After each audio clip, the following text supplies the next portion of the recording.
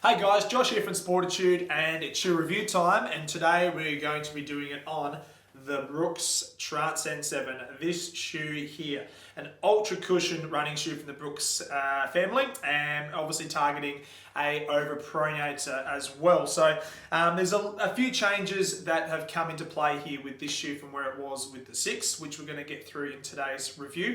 So like all of my shoe reviews, we'll profile the foot type that should consider this running shoe, and the runner that should or could introduce this into their running rotation.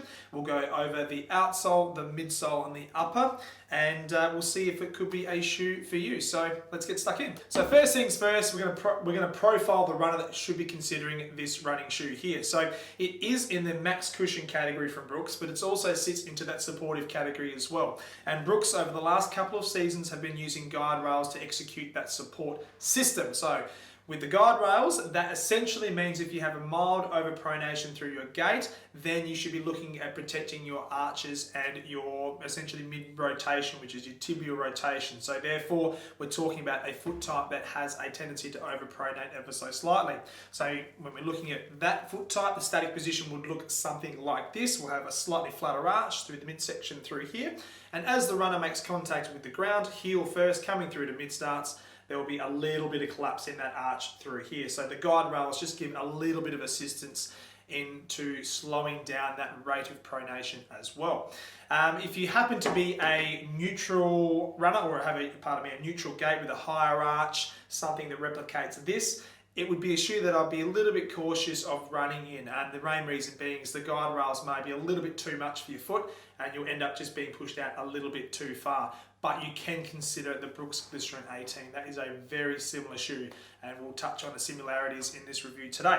So when we're talking about someone who's looking at this shoe here, the Transcend 7, we're talking about someone that wants a lot of cushioning. Now the reason being is it's got a full DNA loft midsole from the heel right through to the forefoot, which is pure plushness. It's a great combination of cushioning and responsiveness, very similar to the Glycerin 18, which is a good little feature of this shoe. So we're going to start with the outsole. We're going to dive into the midsole and talk about the upper. So we're going to talk about the outsole first. So what Brooks have started to do with some of their premium running shoes is use a product called green rubber. Now green rubber is a little bit thinner, but slightly more durable, and it lets the midsole take the credit for the amount of cushioning underneath the foot. So the green rubber is a slightly thinner compound rubber underneath, which is mainly through the forefoot, and they've still got that harder wearing rubber on that first purchase with the ground through the heel through here. Now when you're looking at the Transcend 6, which is this shoe in front of my hand, or my left hand, and the Transcend 7, you can evidently see considerable change in how they've executed the outsole. So when you're looking at the 6 through here, they've got 3 horizontal flex grooves just after mid-start. So you've got one just here, and then right through the forefoot as well. So that was a slightly more flexible shoe through toe off. Still using their first iteration of that DNA loft cushioning system, so it worked quite well as a combination. Slightly more rigid though through the forefoot. And the outsole was more of a traditional blown rubber, so it's a little bit thicker underneath that forefoot as well. And then when you're looking at the Transcend 7, you can see really we don't have full flex grooves from the whole horizontal plane, so from the lateral to the medial side. They do stop roughly 2/3 the way through, so from the lateral to the medial side through here. And this green rubber, which comes through just underneath your first metatarsal through here, just provides a little bit more rigidity.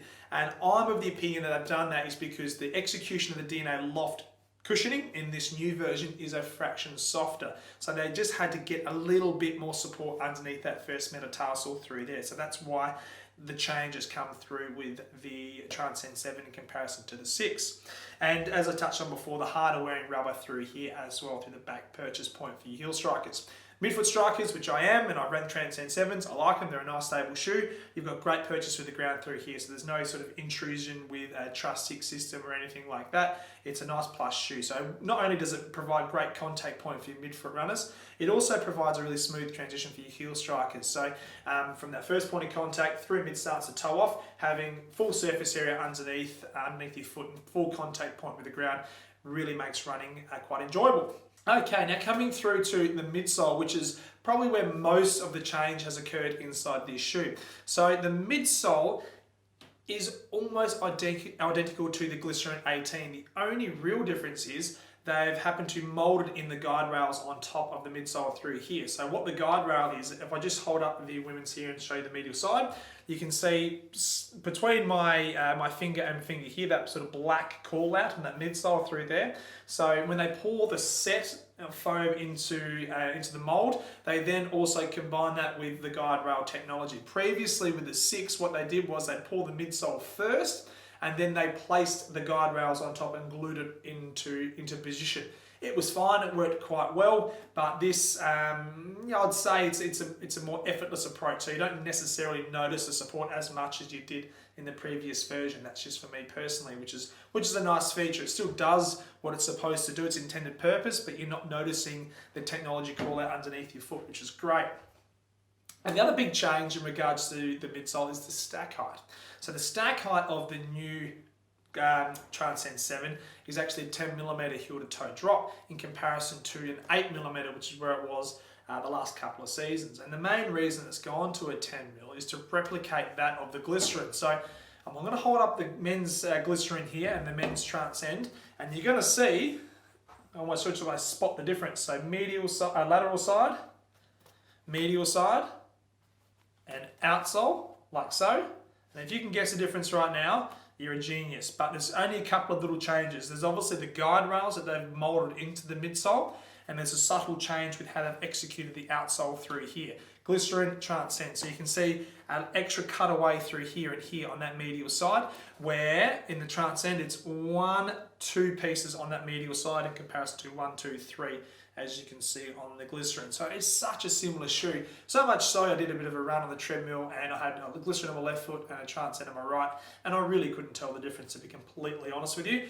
But that being said, if you are an overpronator and you're thinking about doing your distance running, which is what this shoe is catered for, you're going to be out on the road for quite a considerable time. And if you do happen to have a tendency to overpronate, the support in the Transcend, which is the guide rails, will give you some assistance on the back end of those longer runs where you just need a little bit of extra support to help sustain or maintain form through your running, your long run, sorry. Cool. So getting back to the midsole, we've talked the stack height, we've talked the guide rails. Now let's just have a touch on the foam set. It's actually a little bit softer. I did say this earlier, but the Transcend 7, when you do put it on your foot, you'll notice it is more cushioned to the previous version. So it's not the most cushioned shoe out there, but it's not the most responsive. So they're just finding that perfect balance with this shoe, finding that runners that want a little bit of cushioning but really want that pop. So when you pick up the pace, you feel like you've got a nice responsive shoe on your foot. That's exactly what this shoe does. It's great for that. Now I'm going to come through to the upper, guys. There's not a huge amount in regards to new technologies that they've executed in the upper. What they have done, and they've done for a number of years, and I've said this in previous reviews, my favourite feature with the Brooks shoes is the collar on the inside. Super comfortable. So the lining and the foam that they use around the back of your heel and Achilles is nice and snug and secure. Yeah, kudos to Brooks, you're nailing that, so keep doing what you're doing, please. But in terms of the support system, you've got an internal heel counter, so what that means is on the inside of this setup through here, there's a plastic support system. So essentially providing a little bit of support around the back of that heel, so when your foot makes contact with the ground, like so, you're going to get minimal movement with that calcaneus at the back. So obviously if you reduce the amount of support at the back of the heel counter through here to potentially shave weight, you do sacrifice support. Now that's not the case here. It's nice and stable, good secure heel counter. So great work there. As you come through to the midsection, there's just a couple little almost like welded overlays on top of their engineered mesh. So coming close to the camera, you might not be able to see it, but there's just a couple little strips on the lateral side and also the medial side through there. You can see the lines, the welded lines through there. So essentially what that's going to provide is just a little bit of extra support and overlay when you're going through mid starts. Minimise the amount of movement you get on that platform, keep you nice and secure on top of those guide rails and let them do all the magical work for you. So the upper through the midsection is nice and supportive, which is great. Not the deepest shoe, I want to point that out. So I did find that it's if you do have a tendency to overpronate, you might see yourself having slightly higher arches, contradicts what I said before, but if you do have a sort of a relatively voluminous foot through the midsection, you may find this a bit of a challenge to get your foot in there. It's not the deepest of shoes in regards to what's offered through the navicular sort of arch area, so just make note of that. As you come through to the forefoot, a great feature is you can see, if I just hold this shoe through here, You can see how the midsole actually flares out a little bit in comparison to where the upper sits on top of the shoe. So that's more to do with the width of the base underneath the foot. So therefore, when you're coming through mid starts to toe off or toe off point, you've got a nice broad platform underneath your forefoot, which helps complement what they've done with the upper as well. So the upper is a nice engineered mesh, very breathable, nice and secured, very durable, and there's no external toe caps around the front through here. They haven't done that for a few seasons with the Transcend, but it provides a really seamless fit. So there's no rubbing irritations up top, which is a good thing as well. Holding the ladies here, it just comes in a standard B width. Okay, so that's just your standard width runners, and it's a true B width. If you are a D and you're a ladies runner, you will find the shoe too narrow, period. But you should be looking at the Brooks Adrenaline if you're wanting that guide rails support system and a decent cushioning platform. The Adrenaline comes in a few more width offerings. Then looking at the men's through here, we've just got the standard story as well. So it's just a D width in this shoe. Same thing goes with the ladies. It is true to size and true to width. So again, if you are a broader foot type, you should be looking at your Adrenalines to give you a little bit more comfort through the top of the width for you. Okay, there you have it, guys. That is my take on the Brooks Transcend 7. I do like this shoe. It's a great update. We've had plenty of success fitting this on the shop floor here at Sportitude. And yeah, so if you're looking for a high mileage, nice cushion shoe and a decent 10mm offset, and you're an overpronator, this could be a shoe for you. Like all of our videos, guys, if you've got any questions on this shoe or anything else, please drop it in the comments field below. If you haven't subscribed to our channel, please do so. We like to give you as much information as we possibly can in all things running, shoes, and running related. And until next time, happy running. We'll see you on the road.